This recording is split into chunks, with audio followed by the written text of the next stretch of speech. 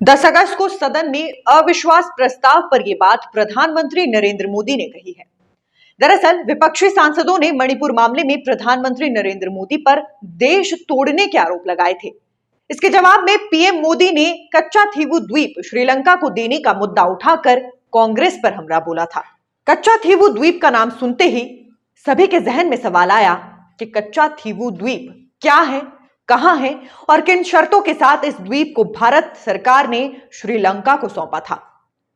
दरअसल भारत के तमिलनाडु और श्रीलंका के बीच काफी बड़ा समुद्री क्षेत्र है। इस समुद्री क्षेत्र को पाक जलडमरू मध्य कहा जाता है। यहां कई सारे द्वीप हैं, जिसमें से एक द्वीप का नाम है कच्चा थीवू। श्रीलंका के विदेश मंत्रालय की वेबसाइट के मुताबिक कच्चा थीवू 285 एकड़ में फैला एक द्वीप है। यह द्वीप बंगाल की खाड़ी और अरब सागर को जोड़ता है। यह द्वीप 14वीं शताब्दी में एक ज्वालामुखी विस्फोट के बाद बना था, जो रामेश्वरम से करीब 19 किलोमीटर और श्रीलंका के जाफना जिले से करीब 16 किलोमीटर की दूरी पर है। रॉबर्ट पार्क 1755 से 1763 तक मद्रास प्रांत के अंग्रेज गवर्नर हुआ करते थे। इस समुद्री क्षेत्र का नाम रॉबर्ट पार्क के नाम पर ही पार्क स्ट्रेट रखा गया। समुद्र के बीचों बीच स्थित इस वीराने द्वीप पर भारत और श्रीलंका दोनों लंबे समय से अपना अपना दावा करते रहे हैं। 19वीं सदी में यह इलाका रामानंद साम्राज्य का हिस्सा हुआ करता था। 17वीं सदी में रघुनाथ देव केलावन ने खुद को रामानंद साम्राज्य का राजा घोषित कर दिया था। इसके बाद कच्चा थीवू द्वीप उनका हो गया, यानी कच्चा थीवू द्वीप पर उनका राज हो गया। 1902 में भारत की ब्रिटिश हुकूमत ने इस द्वीप पर शासन का अधिकार रामनाथ या रामनाथपुरम साम्राज्य के राजा को दे दिया। इसके बाद रामनाथपुरम के राजा यहां के लोगों से मालगुजारी वसूलते थे। वो अंग्रेज अधिकारी को इसके बदले में एक खास रकम दिया करते थे। 1913 में भारत सरकार के सचिव और रामनाथपुरम के राजा के बीच एक समझौता हुआ था। इस समझौते के मुताबिक कच्चा थीवू को श्रीलंका के बजाय भारत का हिस्सा बताया गया है।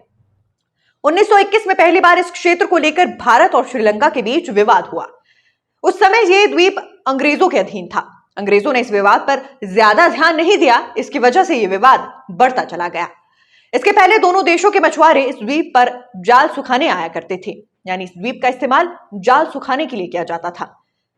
अब असल मुद्दे पर बात करते हैं कि दरअसल कच्चा थीवू भारत का होने के बाद श्रीलंका का कैसे हो गया।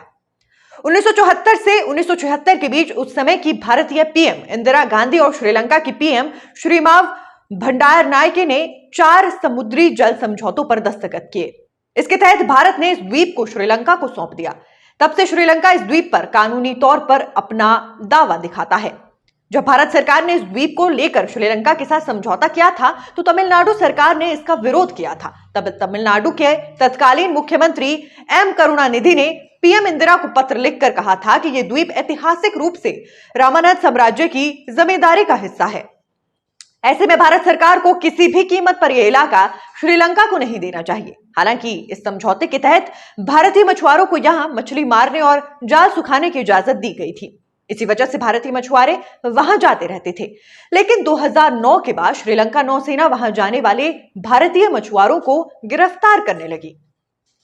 भारत और श्रीलंका के बीच हुए इस समझौते के 15 साल बाद ही 1991 में तमिलनाडु विधानसभा ने कच्चा थीवू को एक बार फिर से भारत में मिलाने की मांग की। इसके लिए राज्य सरकार ने एक प्रस्ताव पास किया था। श्रीलंका के महायुद्ध के दौरान उसके उत्तरी सीमाओं पर तमिल उग्रवादी संगठन LTTE का कब्जा था। इसी वजह से तमिलनाडु के मछुआरे मछली पकड़ने के लिए इस द्वीप तक आसानी से पहुंचते थे।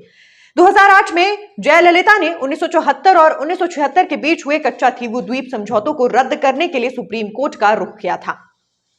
2009 में श्रीलंका की सरकार और LTTE के बीच की लड़ाई लगभग खत्म होने वाली थी।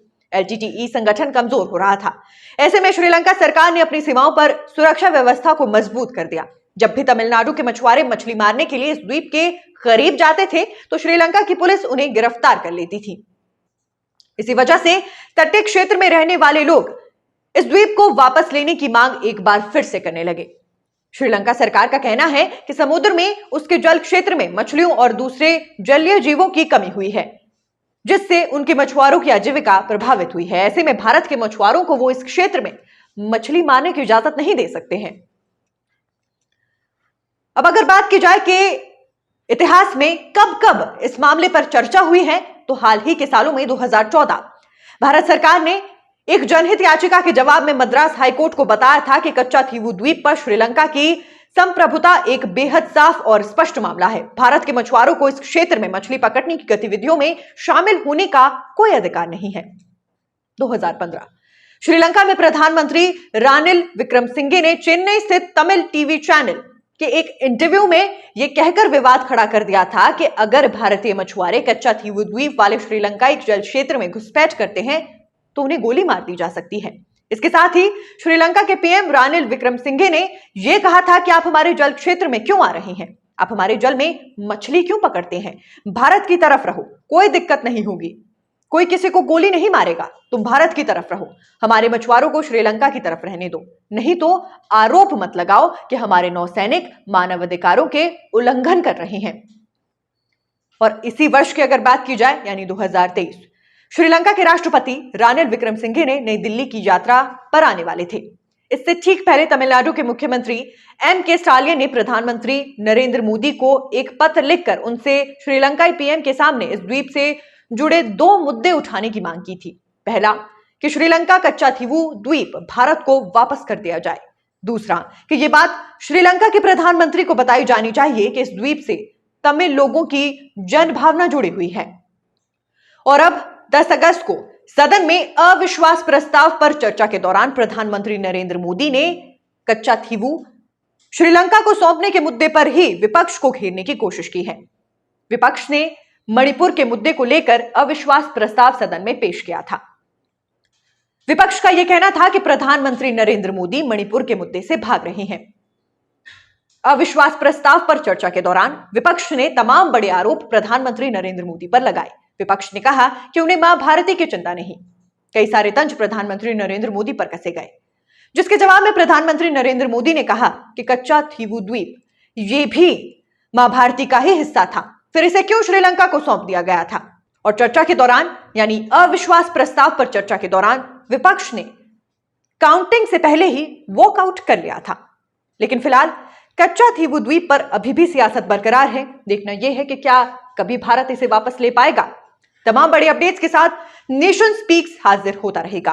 आप नेशन स्पीक्स के YouTube चैनल को लाइक, सब्सक्राइब और शेयर करना ना भूलें।